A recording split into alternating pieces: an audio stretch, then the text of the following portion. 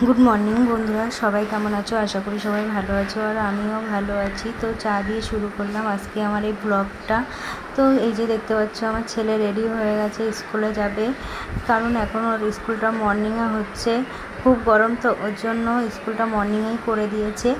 আর এই যে দেখতে পাচ্ছ আমাদের টগর ফুল গাছে কত সুন্দর ফুল ফুটে আছে। তো আরও কিন্তু অনেক রকমের ফুল গাছ আছে আমাদের বাড়িতে, দেখো কত ফুল ফুটে আছে। আর আজ আমাদের বাড়িতে আমার ননদদের আসার কথা আর অনেক আত্মীয়দেরও আসার কথা। তো তার জন্য চলো আমরা কী কী রান্না করব চলো তোমাদেরকে একটু দেখিয়ে দিই। তো দেখো, দেখতে পাচ্ছ আজ হবে আমাদের বাড়িতে ফ্রায়েড রাইস, আর হবে মাটন, মাছ, ডাল, আর হবে চাটনি, পাঁপড়। তো রান্নাটা আমার কাকি শাশুড়ি করবে আর আমি ওনাকে সাহায্য করব। আর আমার শাশুড়ি মাংস খান না, ওর জন্য ওনার জন্য রান্না হবে মাছ, ডাল। আর এই যে দেখো আমার ননদের ছেলে কেক বানিয়েছিল, তো খেতে খুব টেস্টি হয়েছিল কেকটা।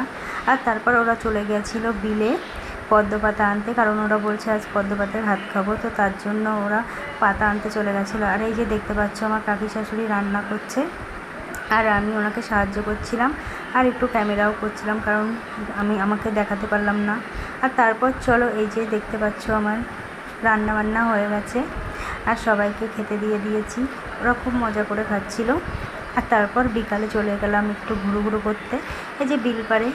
এখানে ভেবেছিলাম এসে একটু ভিডিও করব, তো আর হলো না, কারণ অনেক লোকজন ছিল, তো তাদের মধ্যে একটু লজ্জা করছিল, তবুও একটা দুটো ভিডিও করে চলে এসেছিলাম।